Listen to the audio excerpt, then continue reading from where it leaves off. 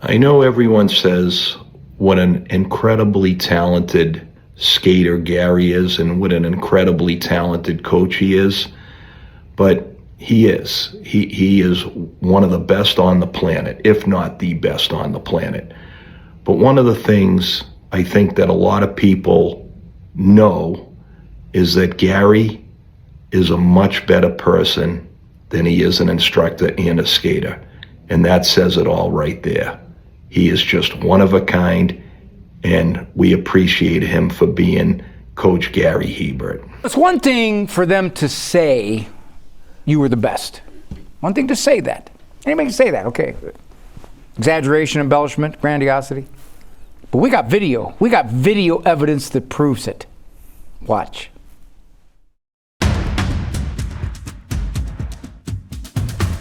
The man, the myth, the legend lives on. He's in a class by himself, and his heartfelt impact in the hockey world is unlike any other.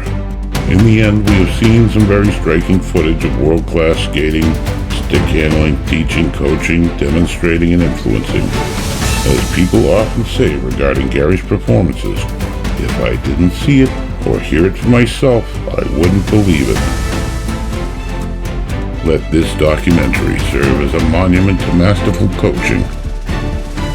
I just knew him as this awesome guy, and I heard from other people about his exploits as an unbelievable hockey player and as an unbelievable coach. And I never witnessed it, but I heard stories from all these people. Garry's a legend. You know, he's a special man. I was amazed, and I was looking to become a better skater myself, and I wanted to be like Garry. That insight into him as a person, him as a player, very, very impressive. And the things he was able to do as a player, the things he does on the ice now with campers and young people is truly amazing. And I remember he was a phenomenal skater. I mean, like, something to watch for sure. He did stuff that I didn't think was possible on skates.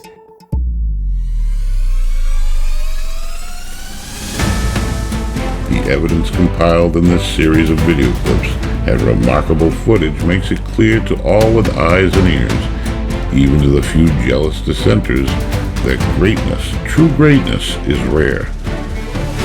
To this day, Coach Hebert continues to draw rave reviews for how moving and powerful his awe-inspiring engagements are, both on and off the ice. Garry Hebert is a priceless gift to the athletic world and to the faith-based world of all things spiritual, especially church life.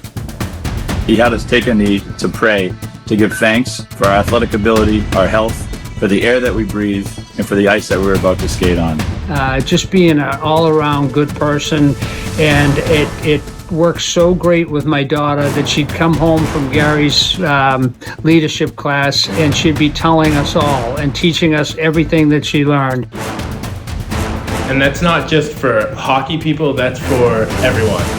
You know, because I know Garry is still the same person in his church and in his community, and he's constantly giving and helping everyone else. Garry is one of the most kindest, generous, fun-loving, honorable guys on and off ice I've ever met. He puts everyone else first and only cares about improving everyone else's lives around him. I am forever grateful that I've, spent the last 6-7 years working with Garry. I think that I know without his teachings and without, knowing him as a person, I would not be where I am today. I would not be playing college hockey. He is the greatest. He's the greatest coach. Because I've never met in my whole life anyone who gave more energy than Garry did every minute of his life. When you're in the room with him, he is electricity. He just gives you energy. He makes you better. He makes you more engaged. He makes you care more.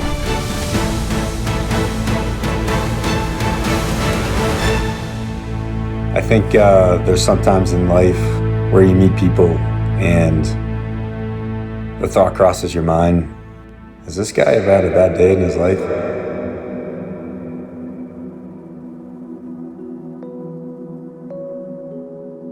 Well, I stand here as a trophy of grace because I have 2 screws in this knee, 2 screws in this knee, ACL, MCL, meniscus, tears, cartilage damage in this one, 2 pins in this shoulder and 2 pins in this shoulder. I played hard when I played.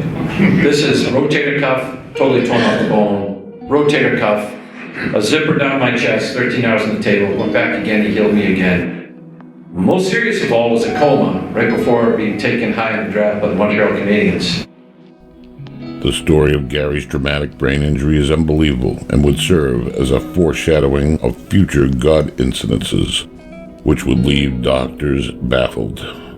The near tragedy all went down one autumn weekend when Garry and his friends were all gathered for a mutual friend's wedding. In the afternoon, 22 of them took to the field for a fun and competitive large game of football. Just at the end of a wedding, just playing touch football, but there were 20 of us, a lot of us, all friends at the end of the wedding. And my roommate and I do this pattern. He draws back 3 steps and fires it, and I did a Z pattern, in, out, in, right? And then he would launch it. We scored earlier in the day, and we tried the same play. He underthrew the ball. We got caught up. Feet got caught up. I had to slow down, and all I understood, what they tell me is I went down, head hit the ground. I was knocked out. The guy went up trying to intercept the ball, and the ball went off his hands. He was a tall guy. He was 6'3", and he was 195 pounds. Because of pressure on the quarterback, the ball was a bit underthrown. And when Garry had to slow down and adjust his pattern, many players converged and legs got tangled up for what was like a jump ball.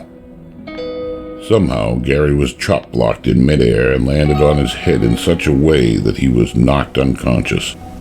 Peens threw a pass that was just a little bit behind him. That was one of his friends, Pino. And he threw a pass that was just a little behind him. He had to slow down a couple steps, so the guy covered him, kind of caught up. And they were both looking at the ball. So as they're looking for the ball, the kid that was trying to cover him, he stepped inadvertently on his foot. Bang, flats the foot. My brother trips, he trips over my brother. And the kid came down. He's a 225, 230-pound kid, muscle. And he came down in a sit position, sitting on my brother's head, right, with all his weight. I mean, in full speed. Like a pile driver with his butt and hip, dropping with full weight in a one-point landing directly onto Garry's face. Garry's face immediately ballooned up and began to bleed. His mouth, nose, and eye socket were disfigured and broken up from the blunt force trauma. Garry immediately went into convulsions, and everyone feared neck damage or brain damage. And I get over there, and I see blood on his nose, blood on his lip. His eyes are rolled back in his head, and this clear fluid coming out of his ear, which I knew was a really bad sign. And his hand is doing this involuntarily. He's like having a seizure. So it was bad. I thought I was losing my brother. And I could tell from even 80 yards away there was a problem. But when I got there, I couldn't imagine how bad it was. People began to frantically seek help as Garry's lifeless body lay on the field. It was a freak accident. There were grave concerns about the consequences Garry was facing due to such a severe blow to the head. Everyone swallowed hard and had tears in their eyes as they loaded him into the ambulance. And then, all of Garry's Christian friends, all of whom had strong faith, simply hit their knees in prayer on the ground and pleaded with God for miraculous intervention that everyone knew Garry needed right then. Garry's brother Chris was especially instrumental in his fervent request that God heal his older brother's life-jeopardizing injury, and he begged God to save his life. I was more upset about the head injury. Right, really, at that age of I think I was about 8 when it happened, maybe 9. And so I was kind of too young to really understand, because he didn't show emotion and being upset around me. He probably didn't want to stress me out or upset me. So I really didn't understand that part of it. The only thing that I understood was the concussion, and that was upsetting enough as it is. But he didn't do the other part to save me from being, more upset. It's just instant prayer. Hit your knees instantly. It's instant prayer. And you gotta understand, he was my hero. There's 2 heroes in my life. One of them was my grandfather, Joe, who we had lost right when Garry went to college. So Garry was the last hero in my family. in my brain. You know what I mean? So when your hero's staring down the barrel of death, and that's your big brother who protected you, and you know, this normal grandfather that I used to look up, he was it. So it doesn't get more.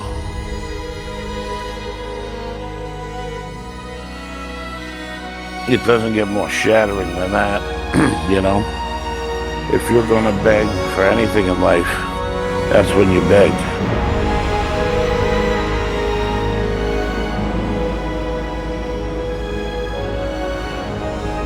So in this case, when you face death, and lo and behold, the hours of the sand of the hourglass are running out, the sands are running out in the hourglass, once again, it just forces you to consider your maker, consider your end, consider, okay, what really matters in life.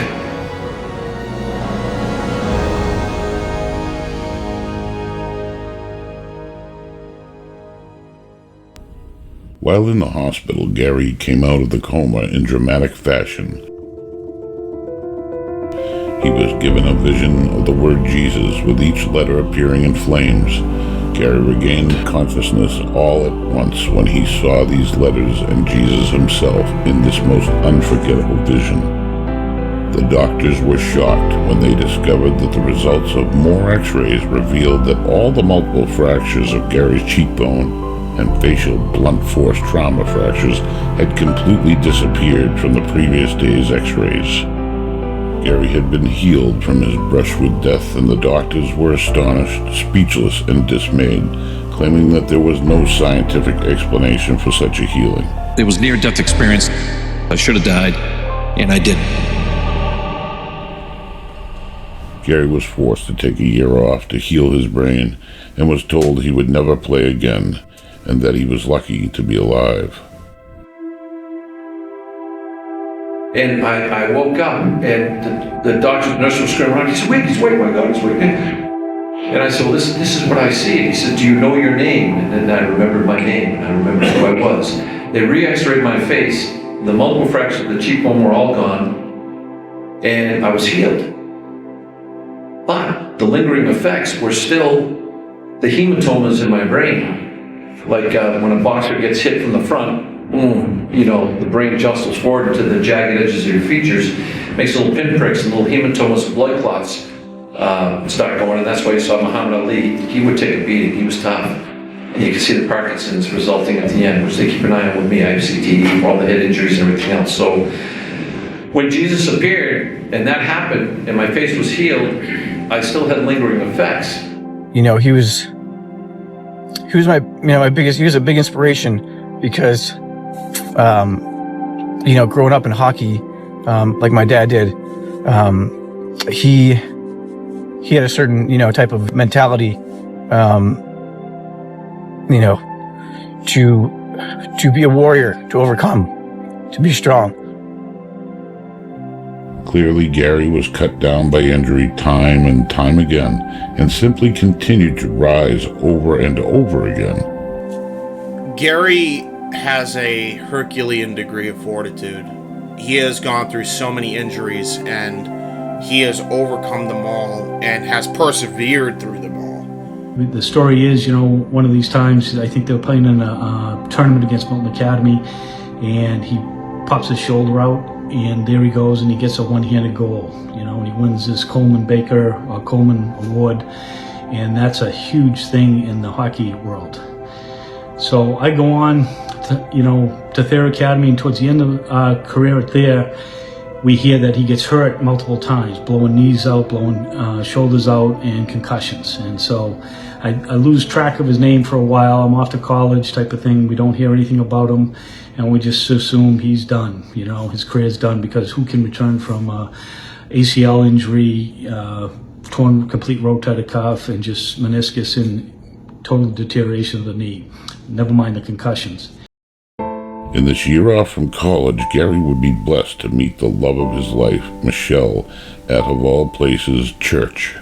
They would marry in the summer before returning for his senior year. However, when the time came near for him to return to school, Garry wanted to defy the doctor's predictions and play hockey again, just one more time in his final season for his beloved UVM Catamounts. 2 doctors told me I can't play anymore. I found a 3rd doctor that did approve me to play, but it was with the understanding that if I had one more shot to the head, one more traumatic head injury, one more major concussion, that would be it. The doctor told him that if that happened, the risk at that point would just be too great to ever think of continuing his playing career. Garry agreed to these terms and happily returned to the ice for one more shot at the sport he loved so much. As it turns out, the first part of the hockey season was going well until one violent, illegal hit to the head would seal his fate. Unfortunately, the worst-case scenario unfolded on one December evening. I went back my senior year, was having a great senior year. We were down at a Harvard-Brown doubleheader. At Harvard, I scored a big goal. We beat it by a goal. It's great. We went down to Brown the next day, played against Brown. Halfway through the game, I got a butt-end fist on the end of a stick. It was away from the play. I was straddling the ice, just watching the play, and bang, guy nailed me right in the side of the temple. I guess I wandered around. I went to the wrong bench. Then I went to the right bench. I played the rest of the game. I don't remember it. You know, after having had a coma, this was really bad. He asked the players on the way back in the bus, "Did I play that last part of the game?" They said, "You played the whole game." I said, "I don't remember." And I thought something was strange because I was at the game down Rhode Island. They had been bused down there from UVM. And Garry actually took the puck away from one of his own guys at one point. That's not like Garry. We went back to the hotel room that night. I don't remember that. I fell asleep. That's a big no-no with a major concussion like that. He just passed out. He was trying to call his wife to tell her that he had a really bad hit in which he prayed for him. And little did he know the reason he couldn't get through, was busy every time, was she was sensing something happened, calling all her friends and asking them to pray for him. And Garry, with his strong belief in all his friends, I know that's what got him through. Woke up the next morning, and that's when I knew. My eyelids were swollen, my speech was slurred, my headache was excruciating. I realized then and there that, okay, my brain has undergone a pretty serious impact. I notified my coaches and my teammates that the agreement of that 3rd doctor was that I couldn't afford one more shot in the head like that. He went to his coach the next morning. He said, I have to stop. I have to stop because it's not fair. I have a wife now and we'll be starting a family soon. And he said, I just can't do this anymore. And he was really upset. But that was the end of that, because he was being seen by the Canadians too. They were talking about signing him after college and all. Fans got robbed. Probably the Canadians got robbed because I know they were high up on Garry, and he's someone that I think would have had a long NHL career if it were not for the injuries. The injury would cost him dearly, as the timing of the injury was just weeks before a possible pro contract offer with one of 3 NHL franchises. Just heartbreaking for us, you know. And there was more than one. It piled up. The last one was the last one, but you know, I think I was more sad than he was. He was in deep prayer, deep thought. Garry was the player that many thought was the prodigy, who had the world as his oyster, with an extremely bright future, where the sky was the limit. However, much like the one-time star forward of the New York Islanders, Pat LaFontaine, whose career was cut short by head injuries, and who was featured as a cover story on Sports Illustrated exposing the dangers of head injuries, Garry was now left with broken dreams, shattered and dashed dreams, left to pick up the pieces of a once bright future. Garry had to tell the team. The team was in shambles. They were a mess. They knew that Garry was a great part of the future. 2 days later, we had a great big meeting with the team. I notified the team I was leaving, and the coaches, and we said our farewells. Everybody was crying, and here's where something occurred that I will never ever forget. I went downstairs under the Patrick Gymnasium next to Guttison Fieldhouse, where I played all my hockey games, and I was returning my equipment. And a guy that worked there 40 years at that point looked at me, and the equipment manager looked at me and said, "Garry, had been there over 40 years. And he said, you've donated blood and knees and shoulders and now a head to the program here, and the top 10 in the country program. And we're all going to miss you. And you're a beloved figure amongst your brethren and your brothers in arms. And we love you. And I said, I love you too.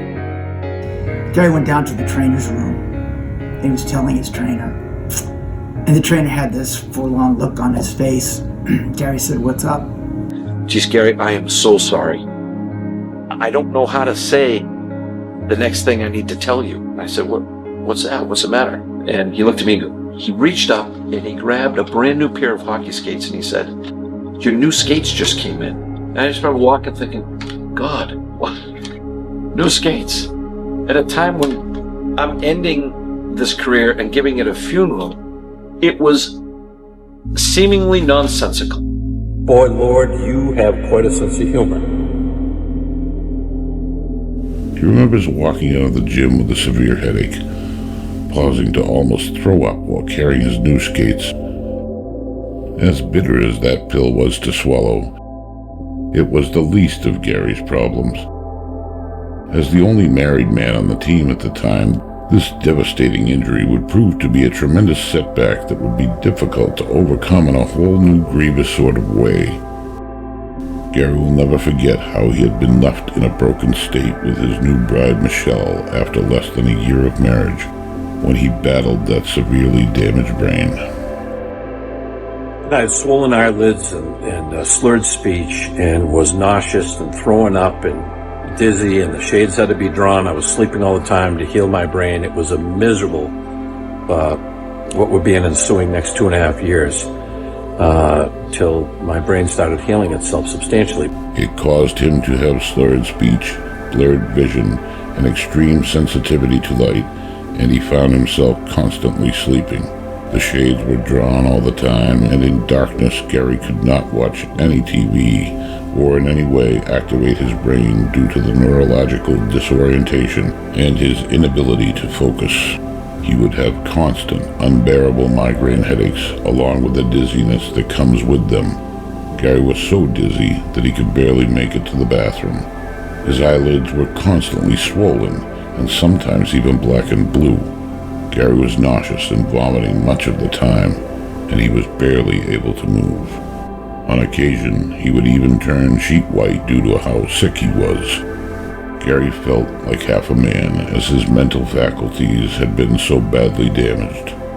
In simpler terms, he suffered from what is called punch-drunk syndrome, which was deeply concerning because that term is described for veteran boxers who have received too many serious blows to the head.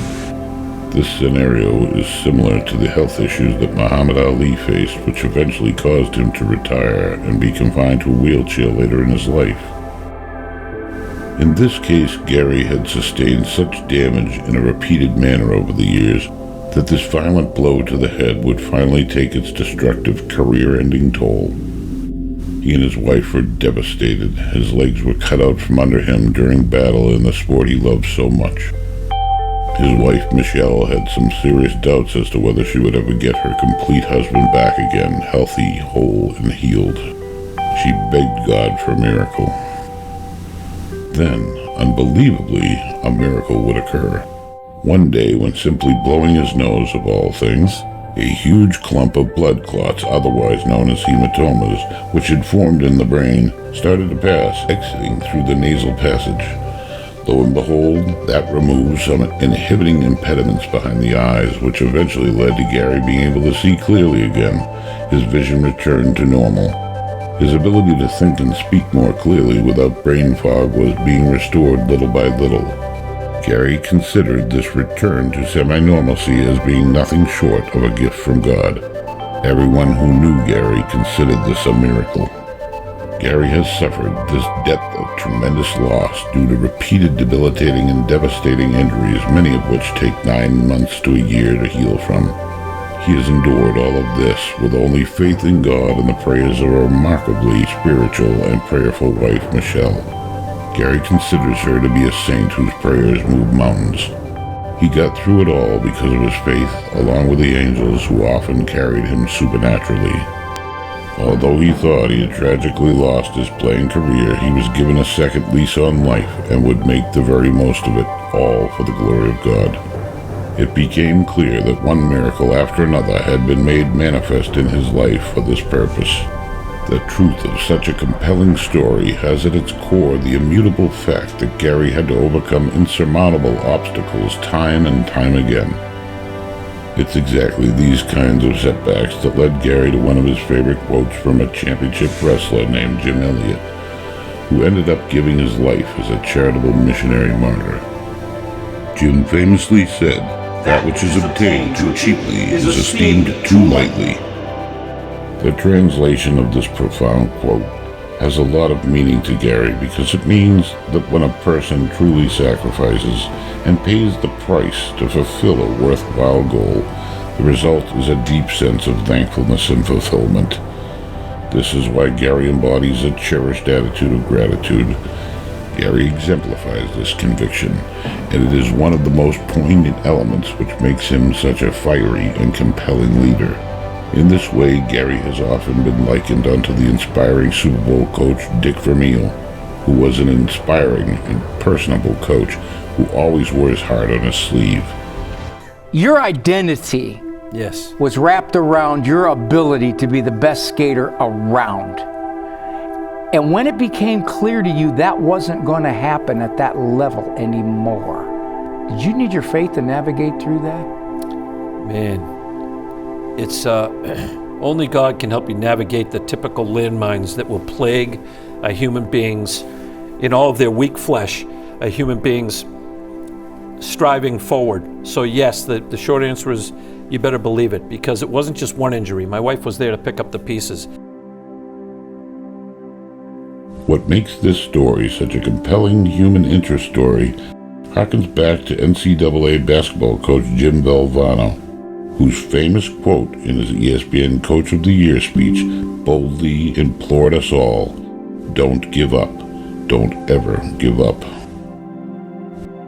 Coach Valvano would die of cancer 2 weeks later, but his words will never be forgotten because he lived this message and inspired his teams in like kind. Like Jim, Garry's never say die attitude is contagious. But I do remember, even before that accident, he had begun to question why he was playing hockey and all that. You know, he was the leading goal scorer. He was the fastest skater, best skater in the country, probably the world at one point. He was just starting to come into questioning what he was all doing this for, right? This is even before that accident. So I remember that. I remember him saying, he goes, "Chris, I don't know why I'm even doing this. Am I doing the right thing?" Because, you know, he had faith at that point. So he was already questioning, like, is this the best use of what God gave me to use for God, for people? And so this accident was the end of the career. But was it the end? Was it really the end? He felt very badly that he couldn't go on with his hockey career. And so I decided, put all of these things, make a little collage, and more or less encourage him, because there are other things he'll be able to do in life besides. And look what's happened. He's become very successful at what he does now. Garry's work life and career are equally fascinating. His multi-talented nature would open doors across a wide spectrum of opportunities, revealing an extremely brilliant degree of versatility. He would work in multi-dimensional capacities across a broad spectrum of products and markets. This would eventually place Garry on center stage as one of the most sought-after managerial business consultants. From humble beginnings, his talent was recognized and his performance in the workplace was superlative in every role he was given. His achievements were rewarded with promotions and job offers. He would become one of the most recruited business marketing experts. In his work life and career, Garry would pull from the golden gene pool as his talents, work ethic, and attitude continued to dazzle his colleagues in so many ways. He has marketed pre-engineered steel buildings. He has been a general contractor. He has held an important HR role. He has broken records as an account manager for a nationally ranked short-haul trucking company overseeing operations in 2 states. Garry would even be chosen for the prestigious position of pharmaceutical marketing representative for a 5-star national brand. He was chosen from a pool of 5,000, mostly Ivy League applicants. My wife and I, we owned the largest Christian bookstore in the state of Vermont. Did about $500,000 a year. We were part owners of a huge Christian radio station that served a tri-state region with equivalent of 50,000 watt signal. He became an on-air personality during share-a-thons while breaking fundraising records. He has owned a bookstore, co-founded a church, and been a highly sought-after business consultant. He is a singer, songwriter, author, and featured performer in numerous venues. I've run 3 Boston Marathons in my life. The first one, I really got a pie in the face. I'm like, oh, I'll be ready for next year. So the second year, what do you think I did? I said, this time I gotta go. I'm gonna break 3 hours, 45 minutes. And I did it. I got 3 hours and 23 minutes. And I mean, he's one of the best dancers I've ever seen, even to this day. Like, when you see Garry cutting up on that dance room floor, man, like, there's nothing like it.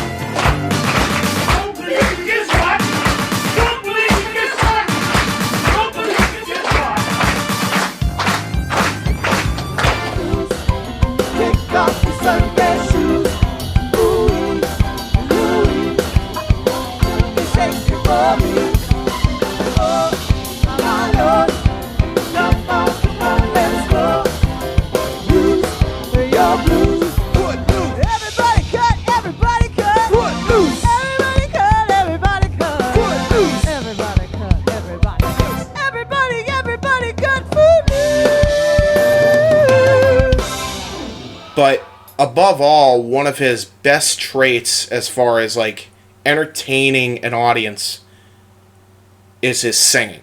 And his singing is so powerful.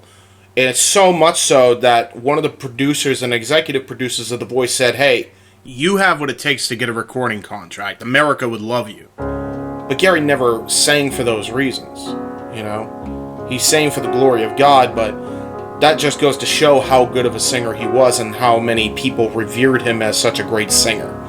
Lucy, my wife, and I met Garry and Michelle in the Domus Galileae in the Holy Land. What stood out to me about Garry was his overwhelming spirituality, radiant through discussions and songs. When I hear Garry singing gospels and national anthem, it reminds me performances of Pavarotti and Placido Domingo at Metropolitan Opera House because of his God-giving talent. Garry is the kind of person I hope that everybody really gets a chance to, meet. And every time we meet Garry and we hear him sing, it feels like it's so refreshing. Beautiful summer day. We're at this place off of Martha's Vineyard on our boats, and I knew Garry could sing. And Bobby told me about his gift, and I'd heard him at parties. So I said, this is the perfect setting. Do you think Garry would sing for us? And Bob goes, I don't know, I'll ask him. And Garry was a little apprehensive at first, but you know what? He did sing. And when he filled his lungs and he started singing, everyone around us stopped. All of the boats surrounding us stopped and listened. And his voice was through God. It was a beautiful gift that day. I'll never forget it. It was a moment in time you don't forget. And everyone around us applauded boats upon boats around us applauded at the end of his song. It was so fabulous, and I can't even explain the feeling. That's one of those moments. It's God. It's the church on the water. It was Garry. But it's his singing that was the first thing that touched us the most, because we had no clue that Garry was a hockey player and a hockey coach and a coach in general. No, what we knew was that Garry and Michelle were this lovely couple, and that he sang like an angel, or like Pavarotti, as my husband says. And really, he has an operatic voice and has a wonderful voice, and he really sings like an angel. You know, you're elevated to a different planet. We had a big home game, and the speakers went out. Everybody was standing on the blue line, waiting for the national anthem. All the stands were on their feet, waiting for the national anthem, hands over their heart, and nothing. We had crickets. Garry steps up on top of the boards. No microphone, no background music. It was amazing. It was awesome. He just sings one of the best renditions of the national anthem I've ever heard.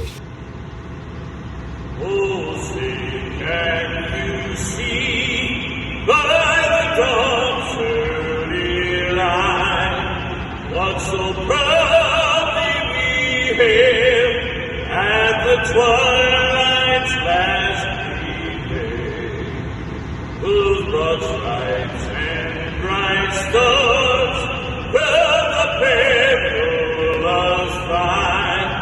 Oh, the ramparts we watched were so gay and peace-giving.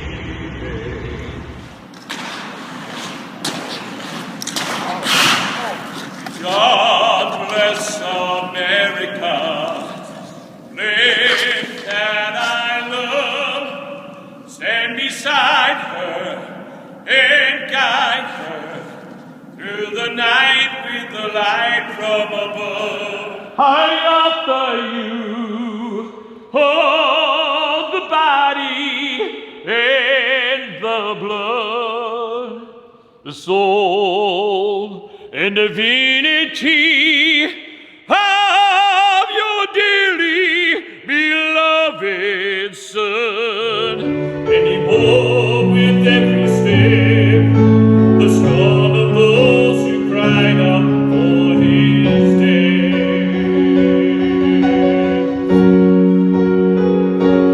Down the Via Dolorosa, on the way of suffering, like a lamb came the Messiah, Christ the King. But he chose to walk that road out of his love for you and me. Down the Via Dolorosa, all the way to Calvary. The blood that was shed for the souls of all men penetrate to the heart of Jerusalem.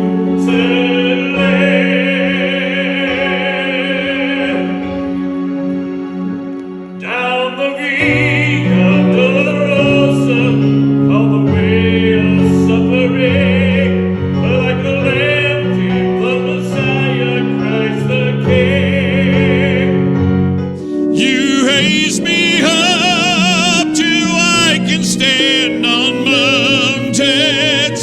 You raise me up to walk on the stormy seas. I am strong when I am on your shoulders. Mr. Bojangles, Jimmy Bojangles, Jesus loves you.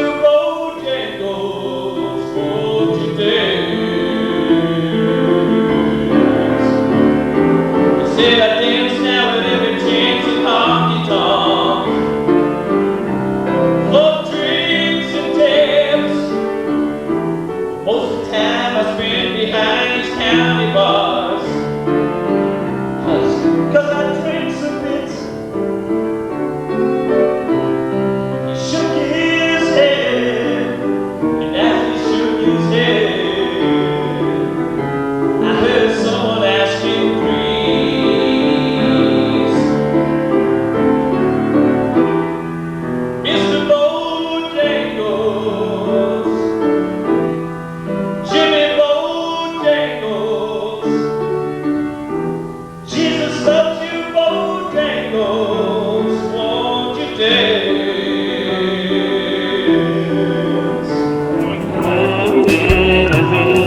I just want someone that I can talk to. I want you just the way you are.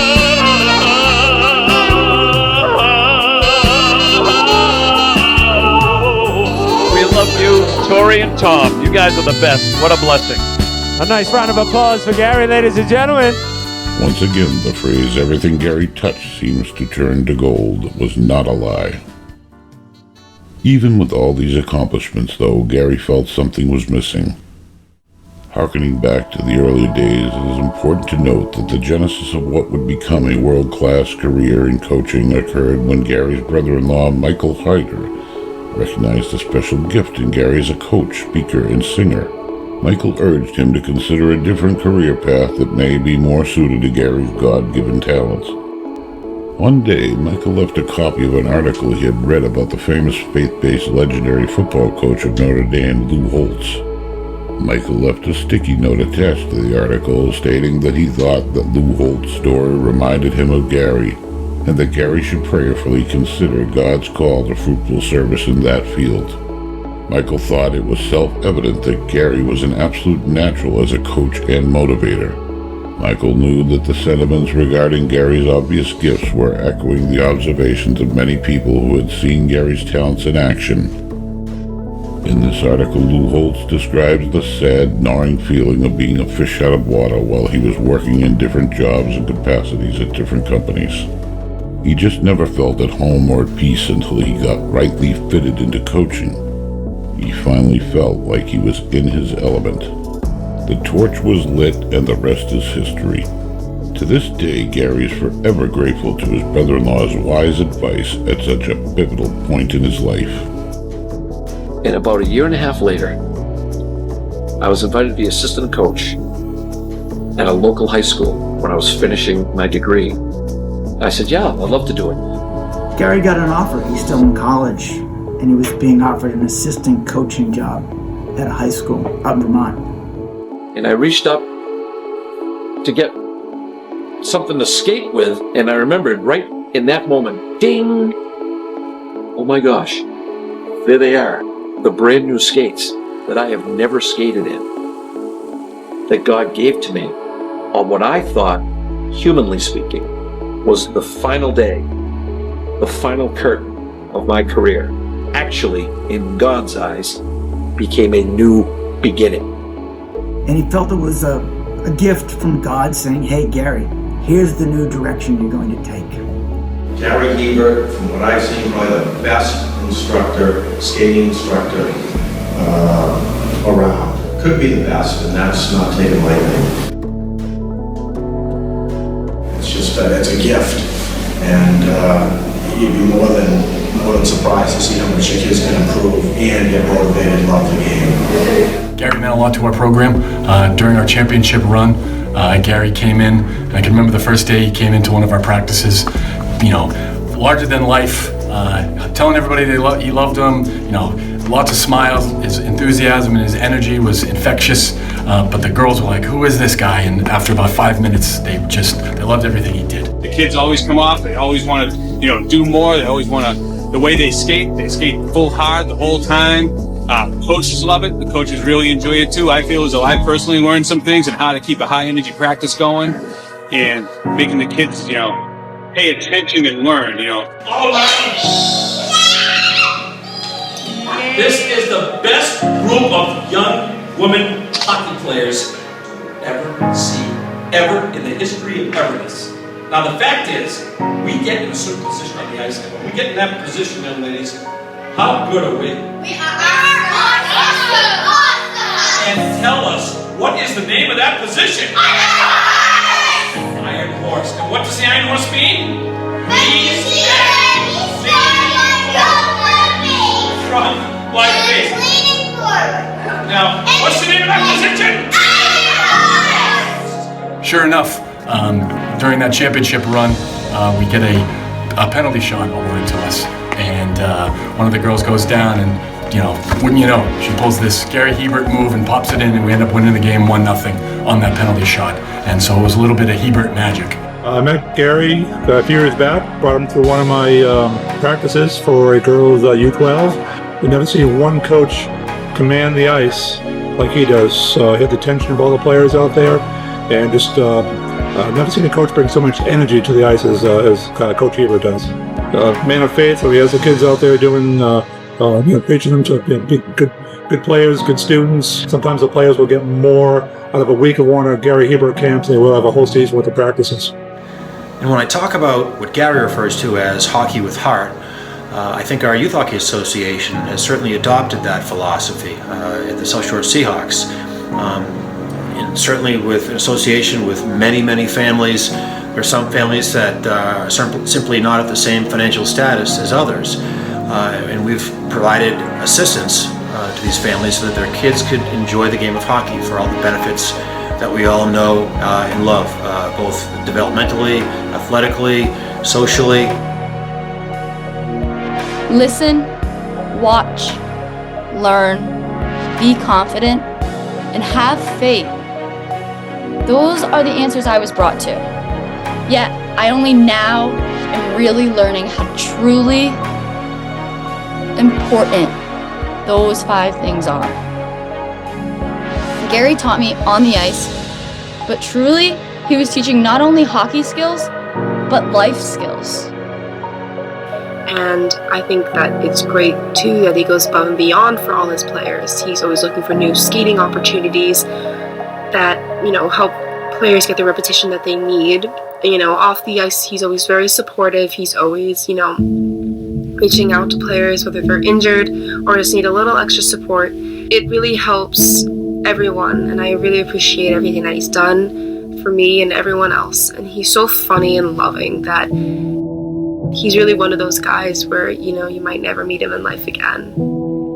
Garry Hebert is 1 in a million because he's so much more than your average hockey coach. Sure, he'll teach you everything you need to know about hockey. He'll teach you stick handling, he'll teach you how to weave in and out through players, and he'll teach you how to shoot. Fun fact, one time Garry was curious about how fast his shot was, so he asked a police officer to borrow their radar gun, and he found out that his shot was 101 miles per hour. But above all, Garry is such a special hockey coach because he cares about the person behind the player. He cares about your passions. He cares about why you're playing hockey, and he cares about what you want to do in the future. And he cares about so much more beyond hockey. I think it's important because it gains trust and it kind of makes like a really quick connection between the two of you. And it's easy to feel confident around him too. He's really, he doesn't care if you make mistakes as long as you're trying, and it makes a really fun atmosphere, which makes it easier to learn and improve with everyone around you. And he really improves you on and off the ice as a player with your skills and as a team player. I approached the rink with a lot of trepidation and anxiety, particularly because the hockey culture, as many folks know, has been a lot around just, men in their 40s kind of screaming at 10-year-olds or 8-year-olds or 12-year-olds.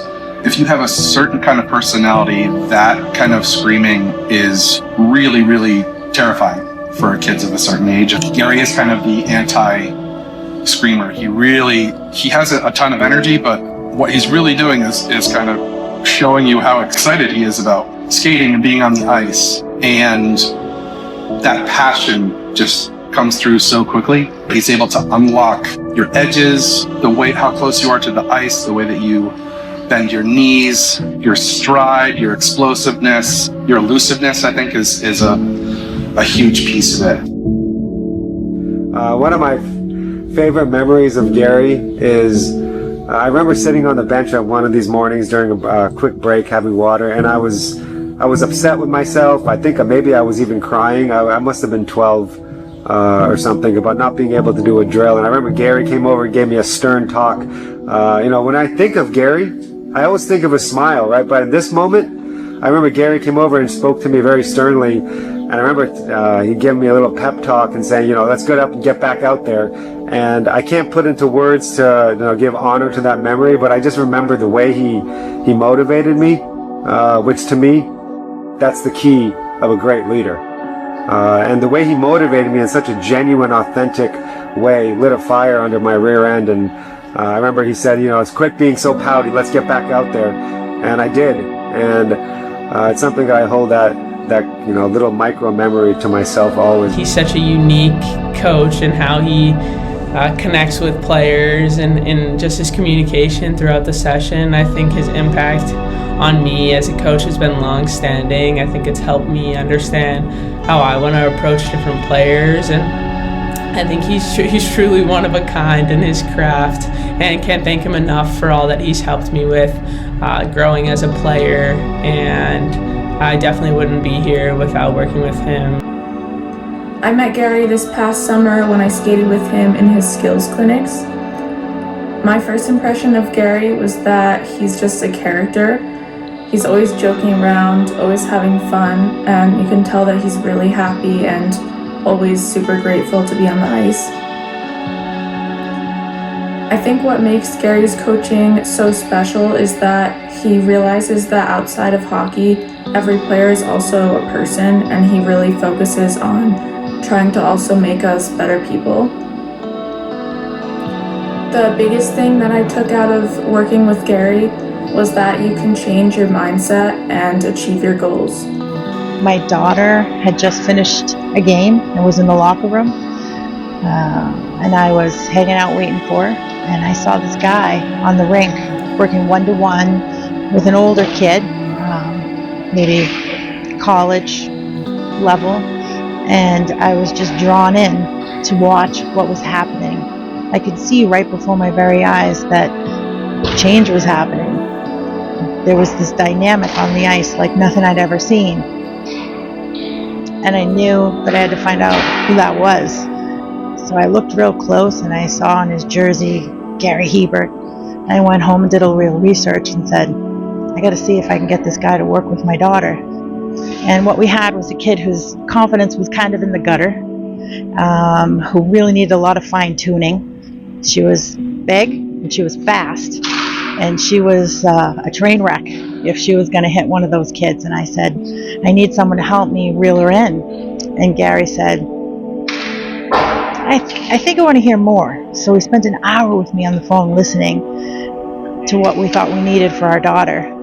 And he said, you know what, I'd like to meet her. Can you be there this afternoon? And we said, yeah, we'll be there this afternoon. And the rest is history. There she is on the ice with him right now. Her confidence is through the roof. She's learned about mindset. She's learned how to overcome situations where you don't do great, you've had a bad game, how to pick herself back up, not rely on feedback from others, but feedback from inside of her. And man, is she fast.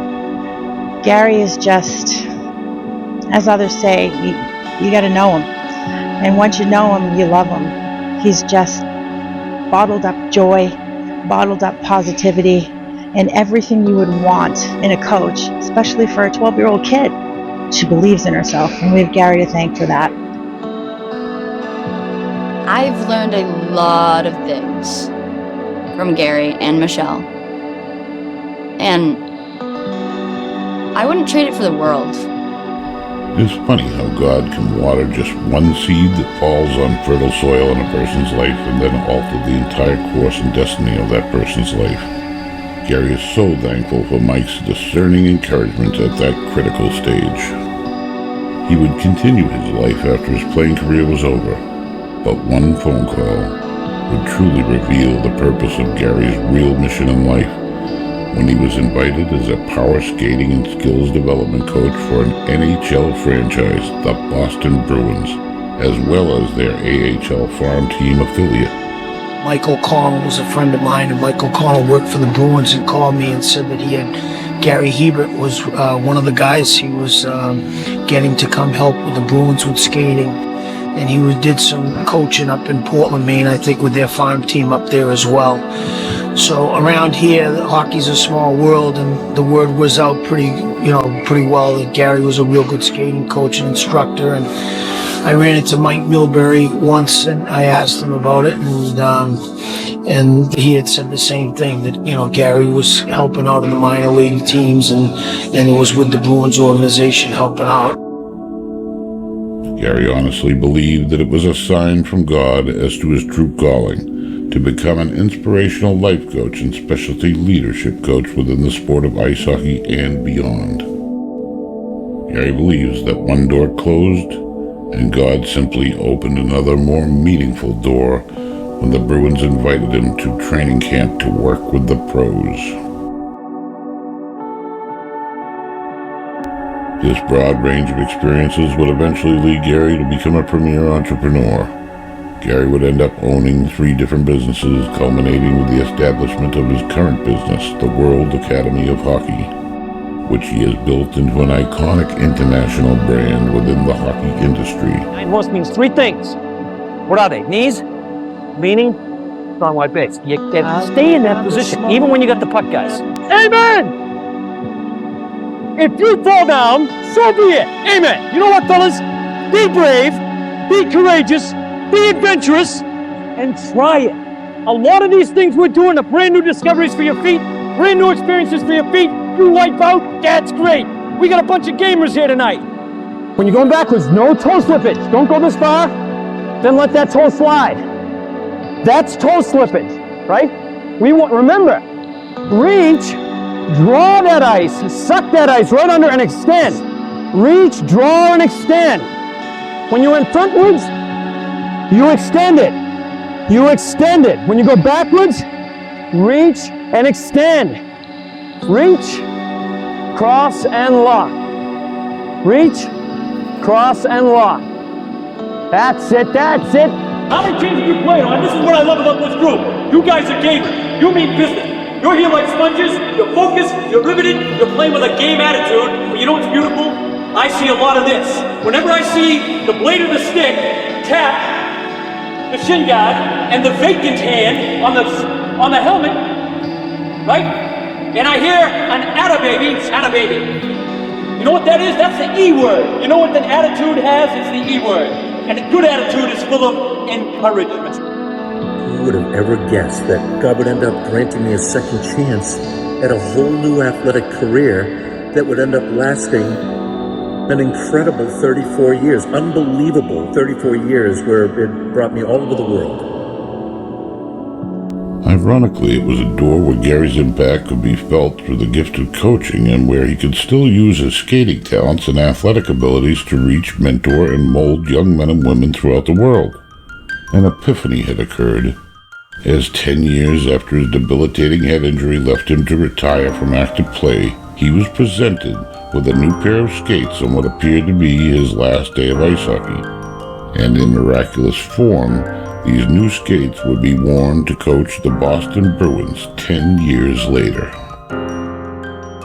Regarding the Thayer Academy prep school days, Garry would go on to be the only hockey player in Thayer history who was a part of 3 championship games out of the 4-year high school career he had. Garry was Thayer's first high school All-American in the sport of ice hockey. Garry and his good friend Alan Litchfield were the only freshmen on the Thayer championship team, which featured David Silk, who was a junior at the time, who eventually won the gold medal in the famous 1980 Miracle on Ice team. Garry and Alan grew up together in Scituate and were the leaders of the famous state championship hockey team, the Scituate Braves. One of the greatest achievements of Garry's life also turned into one of his most precious memories. This had to do with the reward for the state championship team that Garry co-captained. It happened when Garry was 13 years old and in 7th grade. Garry had just led his team, the Scituate Braves, to the Massachusetts Pee Wee State Championship, the first and only in its history. He then went on to lead the Scituate Braves to the New England Championship game as well. Garry had been named the leading scorer of the country for his age group, and his team was ranked the #2 Pee Wee team in the nation. This was no small feat considering the small size of the town of Scituate, which is a harbor town located 25 miles south of Boston. For winning the championship and receiving such high accolades in that glorious season, the Scituate Braves were to be honored with an invitation to attend a Boston Bruins practice at the famous Boston Garden, all by themselves. That's right, Garry and his teammates could wander around and sit in any seat in the entire arena and watch their beloved Bruins right at ice level, up close and personal, and even get their autographs from all their favorite heroes on the ice. What is important to note is the Boston Bruins were the NHL Stanley Cup champions at that point and were considered the best team in the world. The city of Boston was simply ablaze with hockey fever, and every kid wanted to be Bobby Orr, Phil Esposito, or Derek Sanderson. Pure and simple, Boston was in love with its beloved cast of characters, the Boston Bruins. And of course, Garry's eyes were glued to his idol, Bobby Orr, who Garry says was absolute poetry on ice. What happened at the end of the practice is what simply blows Garry's mind even to this day. Unbeknownst to Garry and his teammates, the team was invited to actually go inside the Bruins locker room and meet the players face to face. Garry and his good friend and co-captain Alan Litchfield, who was one of the best defensemen in the country, arrived late to the Bruins locker room behind the other teammates. What happened next is simply etched in Garry's mind forever. Most of the team was in front of Garry, clogging the doorway, waiting to get in, when all of a sudden, all of Garry's friends started looking for Garry and calling his name. Then they started excitingly telling him that Bobby Orr and Phil Esposito, who was the leading scorer in the NHL at the time, wanted to meet Garry and give him a gift. Bobby Orr said, "Are you Garry Hebert?" Garry looked at his hero and he said respectfully, with an awe in his voice, "Yes, sir." And then Bobby said, "Congratulations." And he held out his right hand and shook Garry's hand. Bobby then said, "My good friend Phil and I have a gift for you." Still in utter shock and amazement, Garry mumbled, Then Phil Esposito said, "Hey Garry, so we hear that you are the leading scorer in the country. Because of this huge accomplishment, Bobby and I would like to give you an autographed signed stick from each of us. How does that sound?" Garry looked up in disbelief at two of his superstars and said, thank you so much. To be honest, this is unbelievable. It's like a dream." The honor he received by having been singled out to receive the actual sticks of two of the greatest NHL players and Hall of Famers of all time is without question a memory of a lifetime. Garry can't recall if he even slept that night, but he does recall that his feet barely touched the ice when he skated at practice the next day. Talk about being on cloud nine. Then Phil Esposito and Bobby Orr both shook Garry's hand again, and Bobby Orr looked right at Garry and said, "Who knows, maybe someday in the future, if you keep working hard, you'll find yourself right back here in the same locker room as a hockey coach, wearing that same emblem that we wear now." Bobby had no idea how prophetic those words would be, as remarkably, Garry did indeed find himself back in that same locker room as a power skating and skills coach with the Bruins 20 years later with that same emblem on his coat.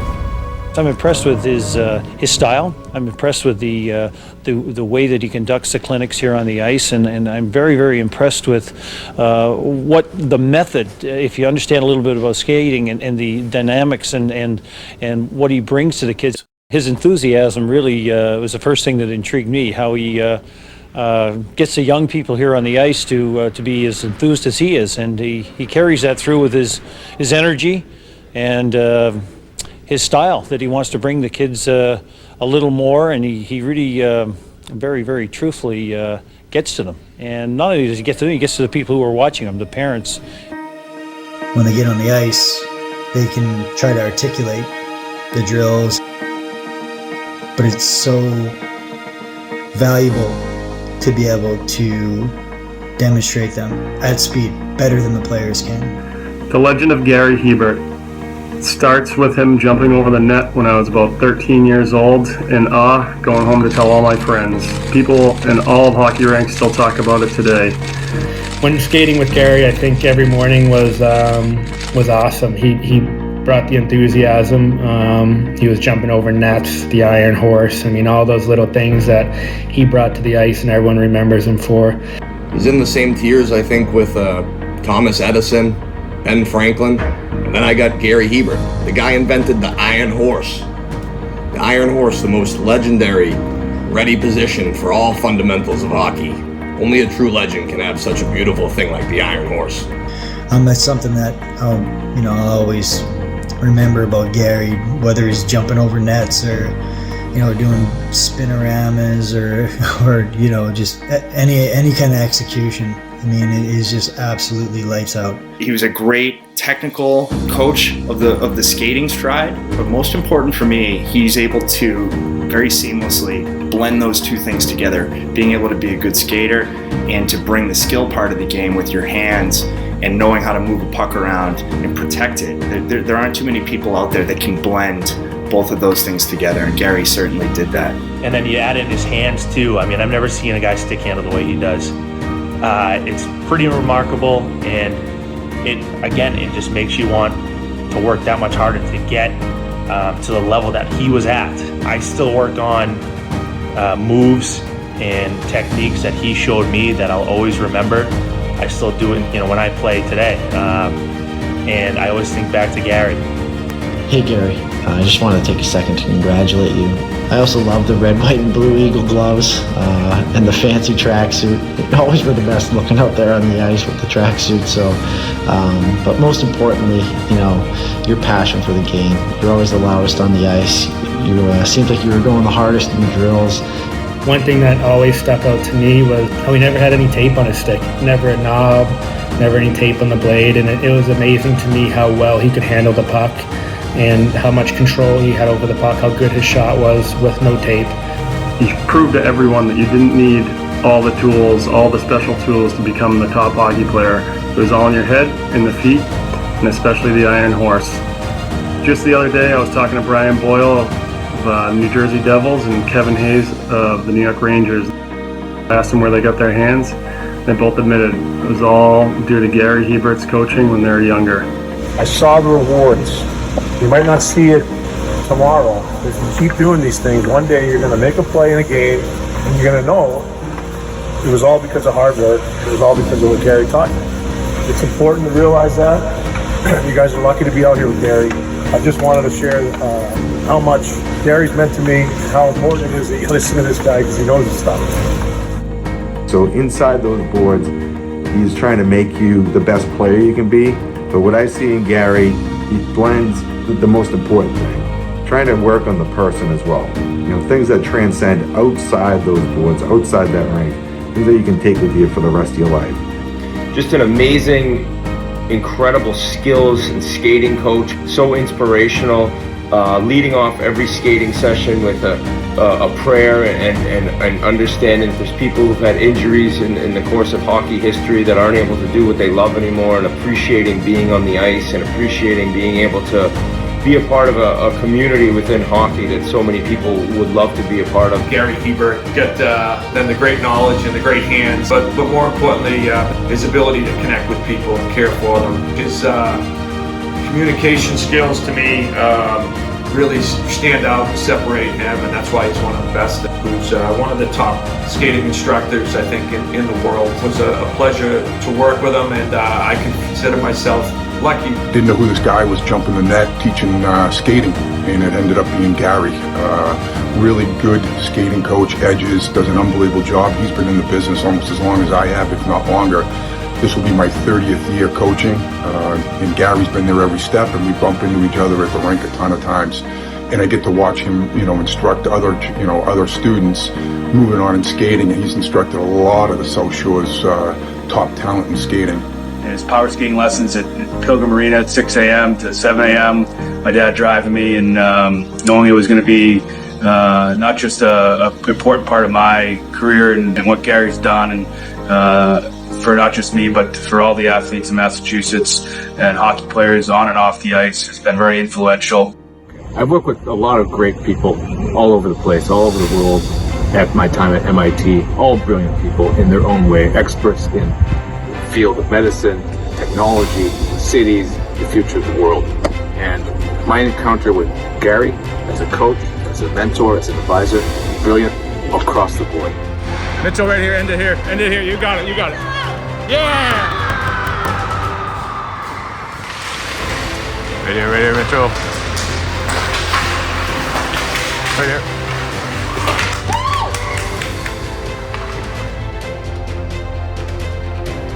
In terms of matching those other world experts, he's right there. You see it in all fields. He's done it in the field of hockey, and that's why I wanted to send my son to him, to bring him to the next level. And that's not just, to me, not just 1 in a million, it's probably 1 in a billion, whatever the number is. It's hard to find people like that. And once you find them, you really need to hold on as much as you can.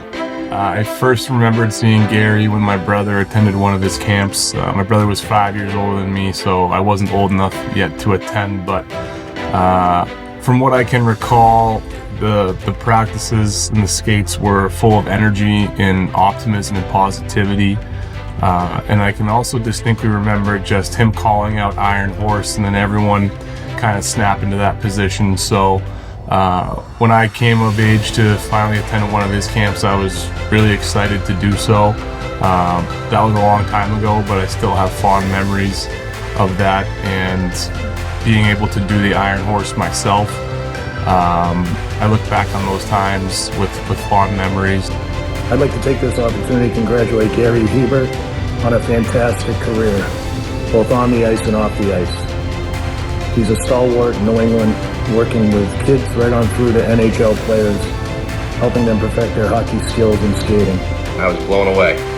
You always hear rumors or stories secondhand from a legend like Garry, but to really see it all like that, tying everything together from his upbringing to who he is today and all the people he's helped and affected to this day.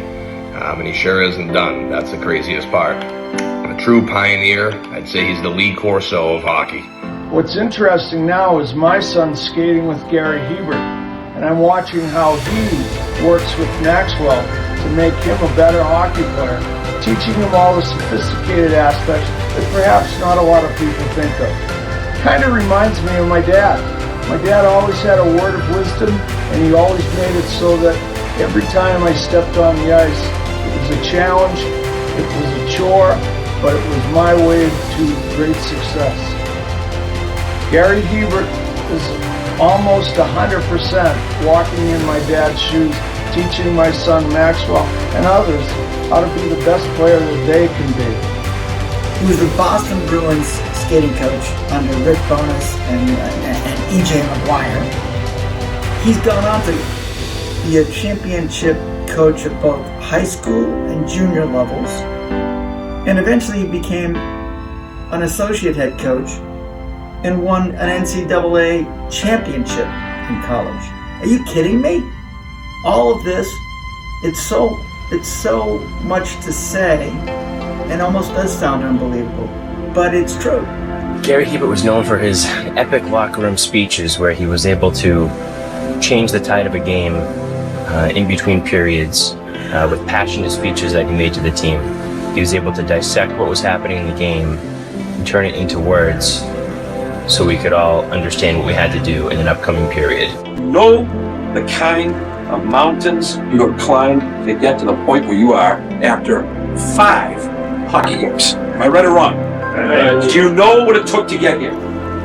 Have we or have we not learned the lessons, good and bad? The peaks and valleys have been smoothed out, much more stability, much more level-headed play. Am I right or wrong? Listen to me. Hockey-wise, Garry helped me improve my skating tremendously. I was always a very defensive defenseman and needed to work on my skating big time, especially heading into college, just to get used to the speed of the game. I had done power skating camps and clinics and stuff growing up, but nothing like Gary's power skating. Just the focus on the edge control and the work had helped me improve my game big time. I met Gary in 2007 as a freshman at Stonehill College. We had our first team meeting, and I knew right away that we were in for something special. He's got an unbelievable sense of humor.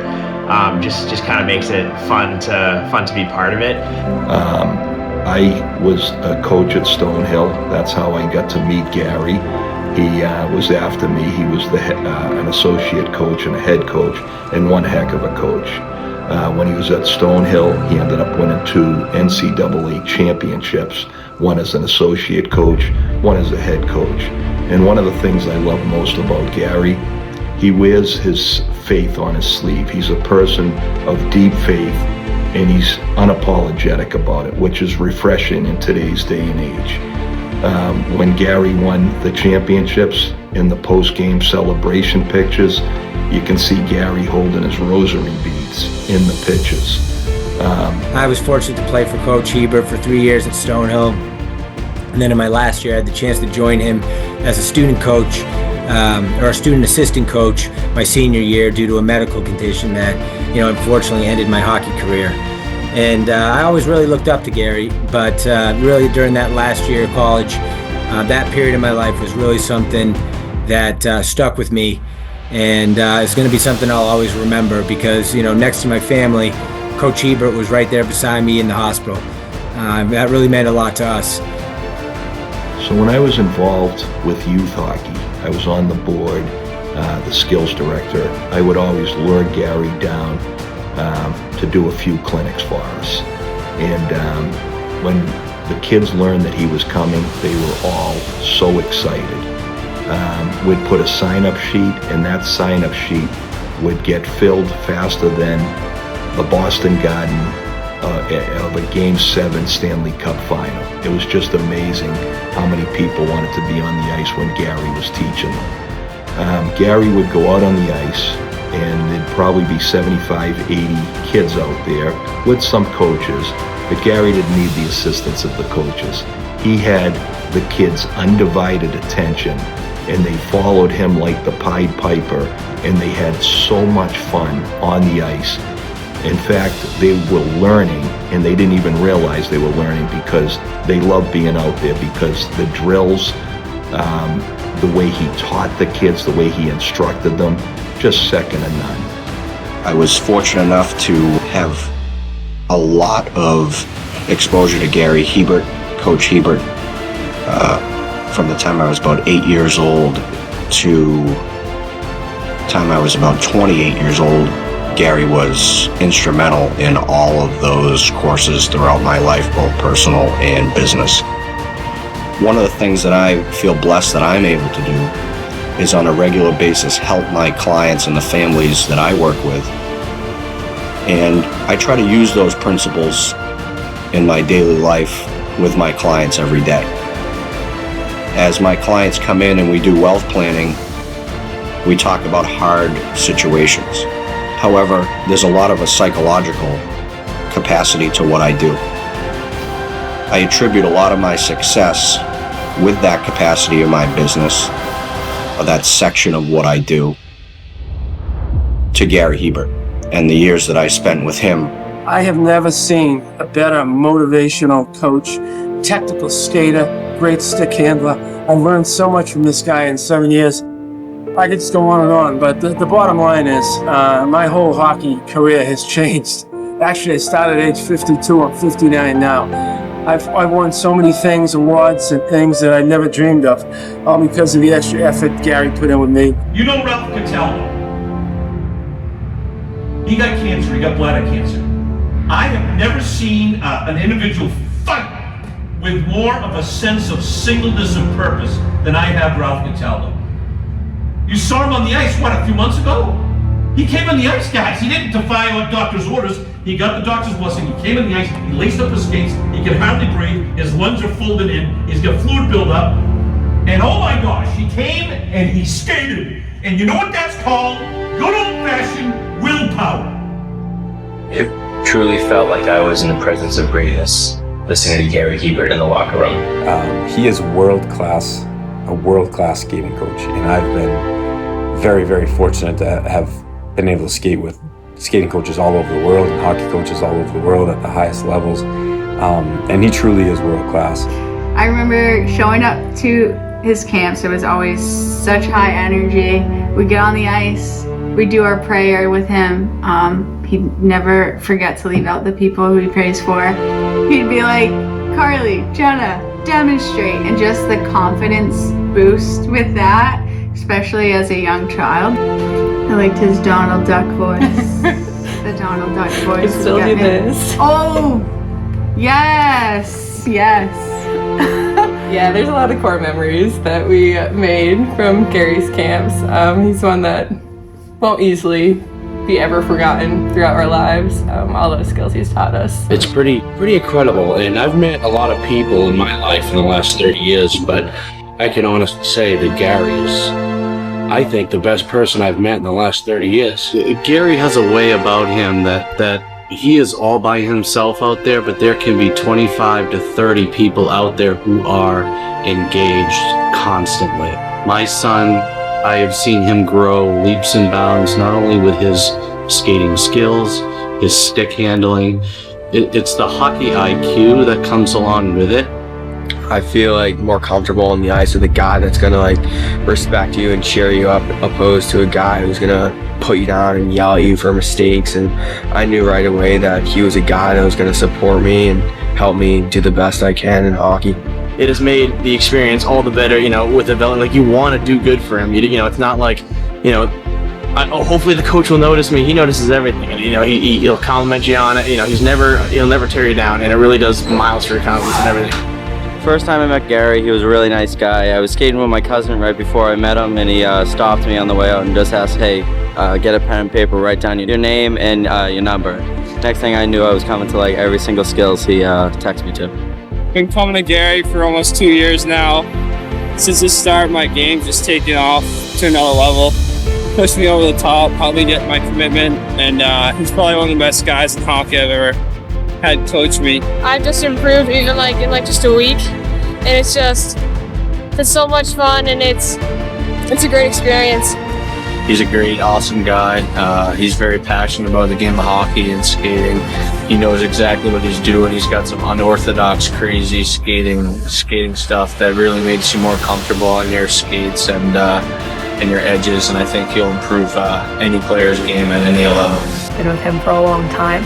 And over the years, he's helped me through the prep school admissions process and the college recruiting process. He's seen me every step of the way. He has been the biggest influence on her in her many years of playing hockey. The confidence that he has instilled in her makes her be able to play in game situations, try new things, use the skills that he's actually teaching her, and use them in a game situation that makes the opponents fall on their face. He has been the biggest influence for her. I think that when he's on the ice with the kids, he acts like more of a friend and, gives them a lot of guidance, as opposed, just do this, do that. Like, he kind of shows them and he explains to them, and he's pats them on the back and gives them a lot of encouragement. He treats the kids like they're on the same level, and he encourages them, and he's so positive.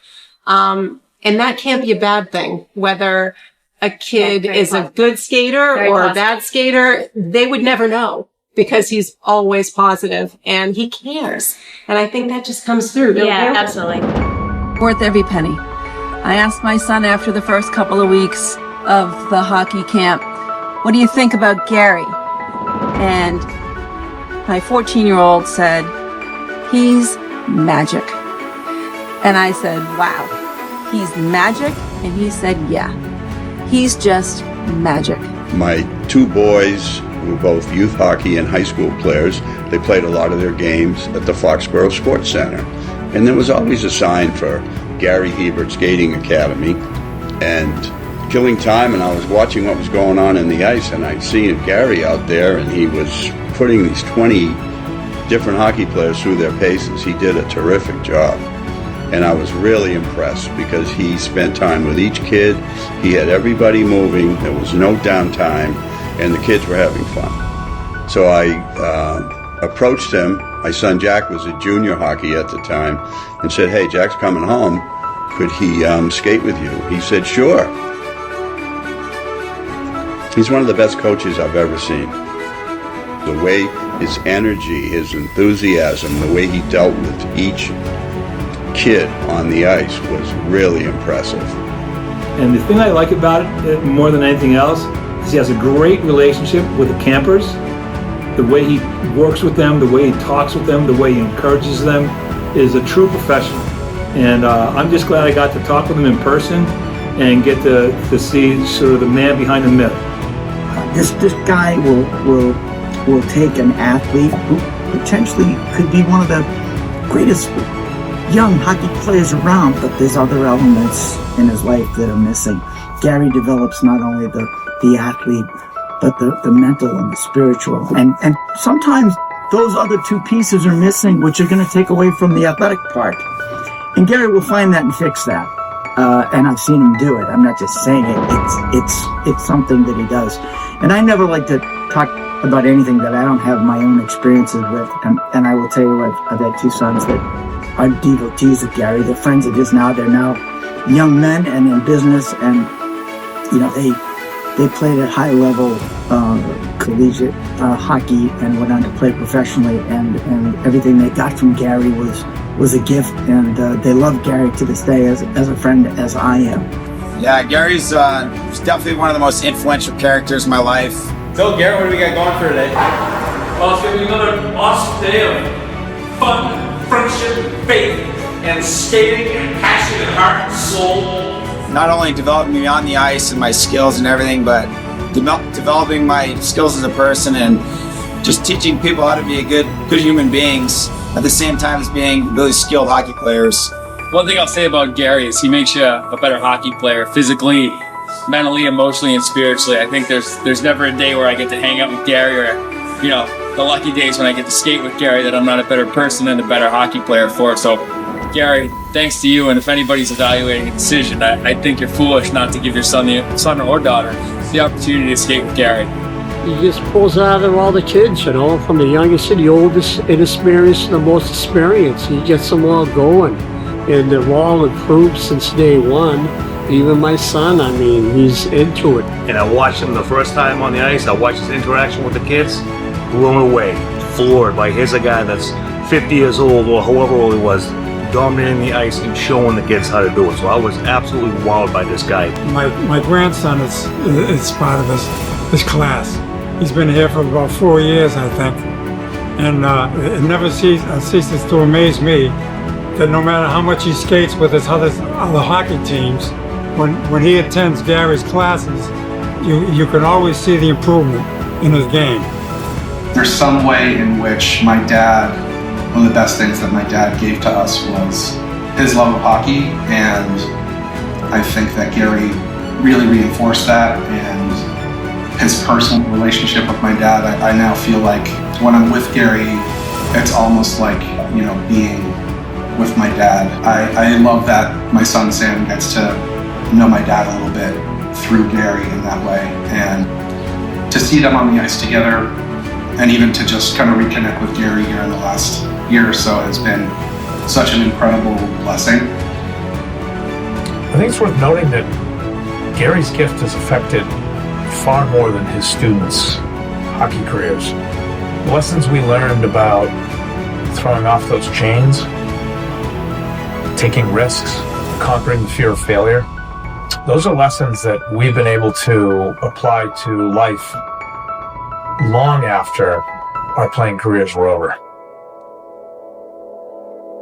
How many coaches can you say that about? He is very compassionate toward people. He always wants to, one of his mottos is bringing out the best. And I believe that, you know, that's a truism, that he wants to bring out the best in everybody. Whenever people would say to me, hey, I've got a son or I've got a daughter and, you know, I want them to play in a summer league or I want them to do this or that, I'd say, hey, save your money, sign up, go to one of Garry Hebert's skating schools and it'll be money well spent, and your child will definitely improve. Garry is critically acclaimed to be the doctor of hockeyology, or the hockey ninja guy, and for good reason. He is internationally recognized as the leading power skating and skills development expert and consultant among NHL pros, Olympians, and players of all ages. Coach Hebert's legacy is felt far and wide. One amazing fact that can never be overstated about Garry's work with NHL players refers to something Garry's high school coach said. Garry's legendary high school coach, Arthur Valiceni, had prophesied and predicted Garry's calling years before it would happen. Coach Valiceni stated clearly to Garry and his parents that he thought Garry was the best hockey skater in the world and would one day bring his talents in a coaching capacity to help some of the greatest players in the world on NHL teams improve their skating and skill level through his Is hockey fun or what? Yeah! Are you guys having a blast or what? Yeah! Guys, do we stay in our iron horse position or what? Yeah! You love saying yes to the coach or what? Yeah! Rule number one, the coach is always right. Rule number two, when the coach is wrong, consult rule number one. Right? Yeah! Oh man, you guys, I'll tell you, hockey is a blast, hockey is fun, it's what it should be. It's what Red General always said. He won 2 Stanley Cups, he won 2 national championships in NCAA Division I. That's unheard of. And he was a great guy, and people loved him, and he was genuine, he was authentic, and he knew his stuff. I am blessed beyond all people because I get to do something I love, and sports is the toy department of life. Is it not? Yeah! Boy, right on cue. You guys are filled with unity. It's hard to get unity, it's hard to forge unity, it's hard to be a brotherhood. Link arms like this with the guy next to you. You know what the name of this is? This is called synergy. You know what synergy is? Synergy is when the whole is greater than the sum of its parts. Synergy is when the whole is greater than the sum of its parts. It's when you unite, right? Yeah! And when you play hockey as if it were your first game you've ever played, as if it were your last game you've ever played, as if it were the only game you were ever gonna play. Is hockey not awesome? Yeah!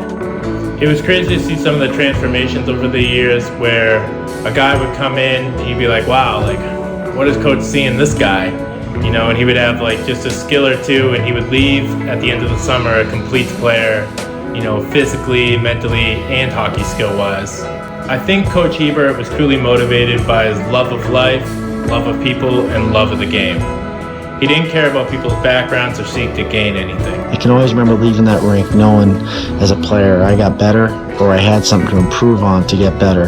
And I think that's what you excelled on as a coach, is giving us the knowledge to know what we needed to do to get better.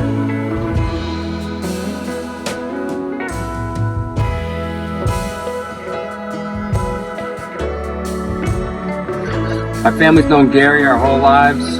He's a legend for hockey coaching in the area, internationally. And the best stuff is when he stops the practice on the spot, huddles everybody up, and will give an inspirational speech like no one I've seen done before. My kids have 11 years in youth hockey now. I played youth hockey 105 years ago, back in the 70s. There wasn't anyone like Garry Hebert around then. The myth, the legend, as far as I'm concerned, there's no one like Garry right now. someday. He's one of a kind. He's one in a million.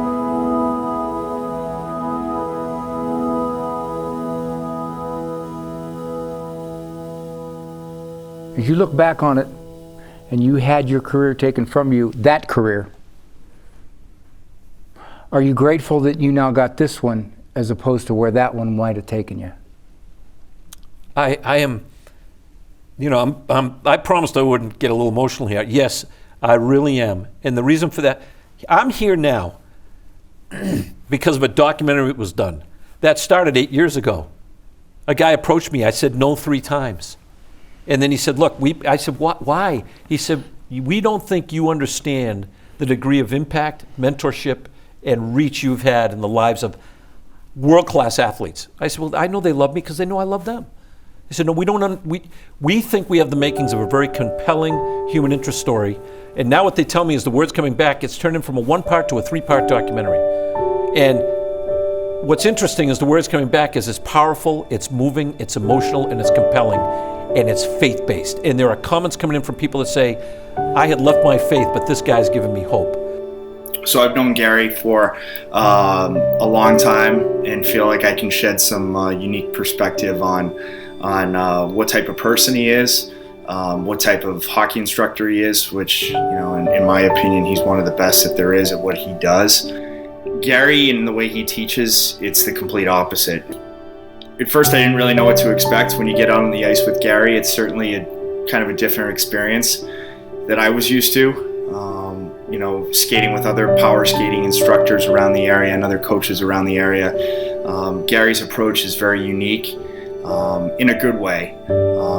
Very high energy, very, very motivating, but more about the experience than in getting better as a hockey player than immediate results. And that's kind of the big thing that I picked up on right away. It was just, let's have fun while we're doing this. Let's learn the game. It's a great game. If you know anything about Garry, you can tell that he's a passionate person the first 10 seconds that you speak to him. So that was the biggest thing that I picked up on right away, in my youth hockey. And really, he always made the game enjoyable, and he always made the drills. I don't care how mindless the drill was. He always found a way to make it enjoyable, to keep us all engaged.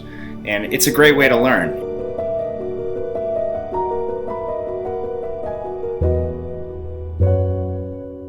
He's often reminded that the word enthusiasm means God within.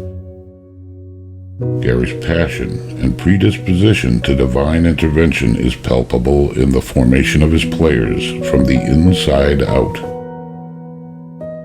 The poignancy of this approach transcends the traditional coaching model. Hi, it's a pleasure to talk about Garry Hebert. Gary's an amazing athlete. Watching his videos and seeing his skills with the puck and skating, technical skills, athleticism, it's amazing what he has done throughout his career. As a fellow athlete, I can appreciate on the collegiate, Olympic, and professional level his determination and dedication to be the best that he can be. He fine-tunes his skill. It's evident in all the videos. Our careers went along a similar path, but Garry is a great motivational speaker. The way he coaches, he raises the level of those around him. He's an amazing gentleman, and it shows in all his coaching abilities. The first camp that my son started to do when he was of age went back to Garry, and I've seen it as a player growing up, and now I've seen it as as a parent of a young kid that just loves the game. And it's probably the only camp that he's been to that he is religiously asked to go back to every summer, and just want to be a part of that culture. And it's the care factor that he brings to every person on the ice, and just watching people walk away with the amount of confidence they have that you didn't see them walking in the building with to start. He's an athlete, an author, an artist, a coach. I think of rock stars always wanting to be pro athletes, and pro athletes always wanting to be rock stars. And at the end of the day, Garry is sort of take his profile and put those two things together. He's a rock star athlete coach. When you think about that phrase, blessed to be a blessing, it's a good one. And I think largely in part to the fact that it starts off with gratitude, with personal gratitude, that an acknowledgement that we are blessed, and because we are blessed, we can be a blessing to other people. And really, when you consider how can one be a blessing to others? Something that comes to mind is almost the love languages, right? How do we express love to each other? It could be physical touch, acts of service, giving gifts, receiving gifts, quality time, words of affirmation. Really, for those of us who had the privilege to be a player and to have Garry be our coach, whether that was in basketball, soccer, or hockey, because he coached basketball for me and soccer. And of course, he coached many other pupils and students and players in the game of ice hockey. Gary's a legend. He's straight up. He's a legend. He you know, he's a special man. Oh my gosh.